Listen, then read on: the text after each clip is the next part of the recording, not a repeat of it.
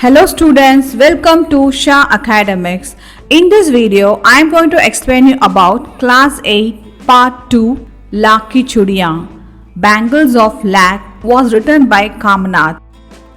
The author depicts the grief end of village industries due to urbanization and industrial development in the story. In the whole village, I like Badlu so much because he gave me colorful Lakh marbles which fascinate all children, and this is also one of the reasons why I visit my uncle's village often. Since he belongs to my maternal uncle's village, instead of calling Badlu Mama, I call him Badlu Kaka, as all children call him. His house was located on the high. In front of his house there was a courtyard beside an old neem tree planted. Badlu sit under this neem tree and do his work. Adjacent to him, he keep the burning furnace to melt the lacquer. Afterwards, put it into the wooden frame to soften, and finally, he roll a rod to make thin bangle shape. He used 4 to 6 metal cylindrical rods in different sizes, which is thin in front and thick in rear. Based on the size, he rolled the lacquer on the cylindrical rods, form a round and smooth bangles. Afterwards, he applied color in it. He do this work regularly sitting on a small wooden stool, and in between he smoke hookah also, which is kept beside him. In the village, I spent the afternoon mostly in Badlu's house. He called me Lala. On my arrival, he immediately bring the ottoman to sit. For prolonged hours, I gaze him making bangles. Daily he make 4 to 6 sets of bangles and assume the metal rod as a new bride's wrist full of these colorful bangles. Badlu was a bangle seller. This is his ancestral profession. He make beautiful and colorful bangles. All women and girls wear his bangles in the village. Even people from other village also will consume bangles from him. He will not ask money for bangles. Still, he used the barter method of exchanging goods. People give him grains for bangles. He is very polite and honest in nature. I never seen him fighting. During marriage or engagement, he definitely obstinate. He take his revenge that time. Because bangles are considered as holy ritual thing in marriages, he demand more money during that occasion. I remember an incident, a girl's marriage in my uncle's village. Badlu got angry on a small thing. It was very hard to convince him. In the marriage, the value of his bangles increases so much that for him, his wife also get new clothes, heap of grains, and he will get turban and also money separately to run his family entire year. Badlu get irritated on only one thing in this world, that is glass bangles. He became unpleasant within himself and also scolded them on seeing the woman wearing glass bangles.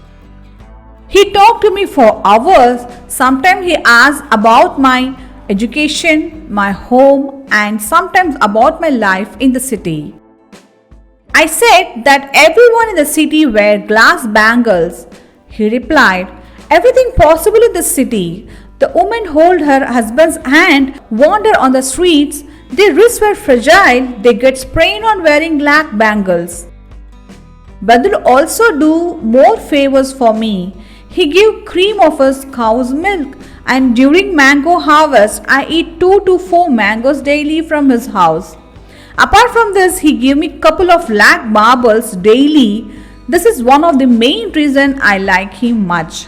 In summer holidays, frequently I visit my uncle's house, spend nearly 1.5 months there, and depart from there when school reopens.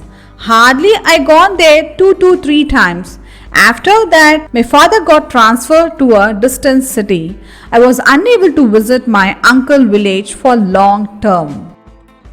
After 8 to 10 years, I went to my uncle's place again.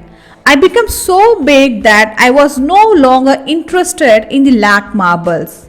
I don't remember Badlu Mama this time.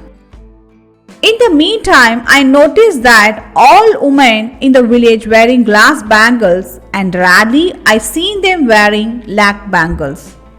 One day, suddenly I remember Badlu. The reason is that it was raining, my uncle's younger daughter slipped in the courtyard.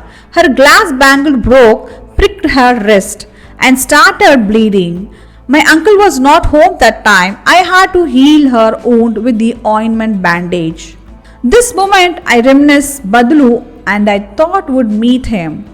So in the evening I reached his house walking around. He was lying on a cot under the neem tree on the bandstand. That is a raised platform. I greeted him, Namaste Badlu Kaka. Namaste Bhaiya. He replied my greetings. Got up and sat on the cot. He could not recognize and stared me for a long time. I am Janardhanan Kaka. I used to take lot of marbles from you. I introduced myself. He was silent still and rewinding pictures of past in his memory. Later he replied, Come, Lala, sit. After a long time you came to the village. Yes, I could not come here, Kaka, replied sitting on the cot. I was quiet for a while, was looking around the ottoman and the furnace. Those were not there. Are you not doing your work? I asked. No, I shut my work for years. Anyone asked me for bangles, I would. Now the glass bangles promoted everywhere. Again he moaned for a while and continued. Nowadays everything done by machine. Even the fields are plowed by machines. The beauty in the glass bangles not possible in lakh bangles. The machine age has come, Lala. The people fascinated towards machine work, not in handmade things. But glass are very dangerous. It will crack fast, I said. It is fragile, Lala, he replied and started coughing continuously. I thought he has asthma. His veins had emerged on his hand and forehead. I don't know how he noted my doubt and replied, It is just chronic cough lasting for a month or two and will be cured in 10 to 15 days. I was silent and can assume a lot of agony hidden inside him. The machine era has cut off many hands. There was a peace again for a while, which I don't like. I changed the topic and asked him about the mango harvest. It's good, excellent, he replied in rejoice and raised his voice to his daughter Rajo to bring the mangoes. Again he turned towards me and said, Sorry Lala, I forgot to feed you mangoes. No, Kaka, I ate enough mangoes this year. Without feeding mangoes, I won't let you go. I kept silent and reminisced the cream of his cow's milk he kept for me and asked him, The cows are good now? It's been 2 years I sold. How do I feed them? He replied. In the meantime, his daughter Rajo brought a small wicker basket full of mangoes. So much mangoes, can't eat, I said. He laughed and said, At your age, I ate 4-fold of these mangoes. You people are amazing those days, I replied. He instructed his daughter to cut 4 to 5 mangoes, serve me from the new breed Sindura grown recently. Rajo served 4 to 5 mangoes in the palm. My eyes glimpsed on her hands for a second and stared at the lakh bangles which looked beautiful on her wrist. Badlu noted me and said, This was the last bangle I made for the village landlord's daughter marriage. They offered me very low amount but I denied and said to get it from the city. I ate mangoes and after a while I moved from there. I wondered that Badlu, after loss, he don't lose his heart. His behavior was not like glass bangles which crack easily. He is hard as his lakh bangles. This is the sad ending of the chapter Lakh Chudiyan written by Kamnath. Hope you understood well about the chapter in this video. Please like, share, comment and subscribe my channel. Thanks for watching. Thank you.